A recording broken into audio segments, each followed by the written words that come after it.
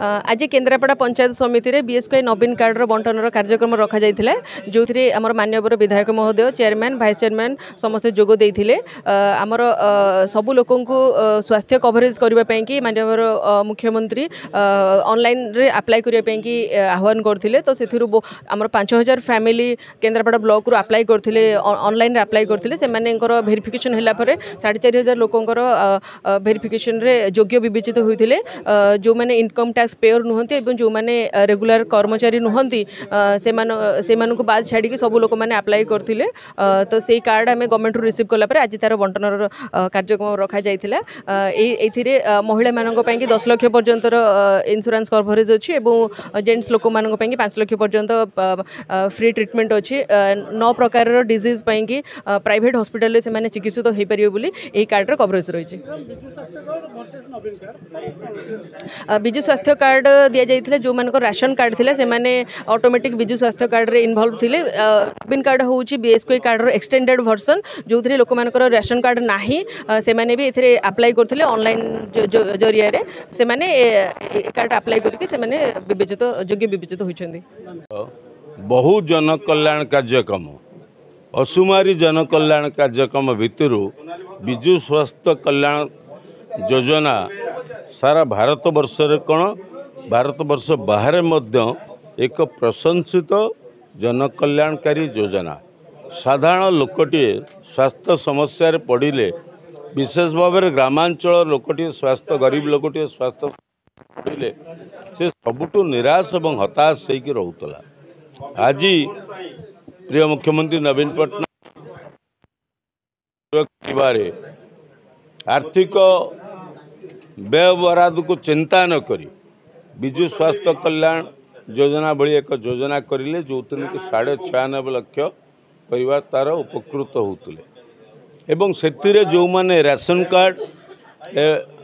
थिला जो मानकर बीएसके कार्ड था से माने सुविधा किसी मास है पाई आसुंती एवं सरकारी बेसरकारी हॉस्पिटल जेतिक बड़ बड़ नर्सिंग होम तो तापरे भी किसी लोक रही जाउथिले जो मानक राशन कार्ड नाही कि बीएसके कार्ड जोगाड़ करि पारि नाहंती किंतु तांको घरे कि सरकारी चाकरी से निजे करना इनकम टैक्स दौना यही दुईटी कथा पाई बहुत कम से बाबत बाहर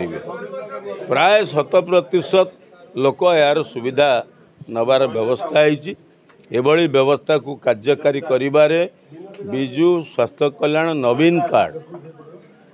एक अतिरिक्त व्यवस्था जो व्यवस्था को आज सकाळे मुख्यमंत्री उद्घाटन करचंती सौभाग्यर कथा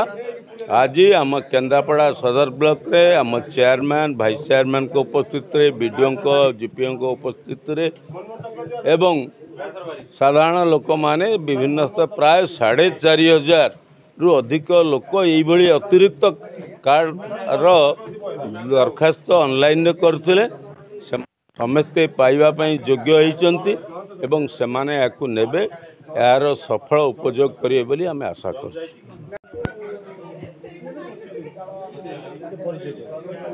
Subrajit Raut welfare extension officer आज आमर जो अनेबल सीएम इनाग्रेशन कले बीएसके नवीन कार्ड आज तार शुभारंभ थिला तो आज लॉन्चिंग पर आम ब्लॉक लेवल ताको डिस्ट्रीब्यूशन कलु आमर ऑनरेबल एमएलए आसीथिले आम पाखापाखि 100 कार्ड डिस्ट्रीब्यूशन करिछु आज आम 100 लोक डाकी बट 80 आमर डिस्ट्रीब्यूशन होती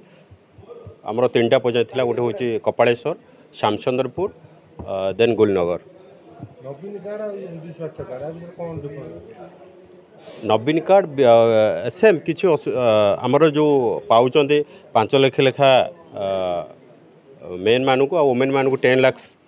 तो डिफरेन्स किसी ना आप स्वास्थ्य सुविधापी आप कार्ड यूज करें।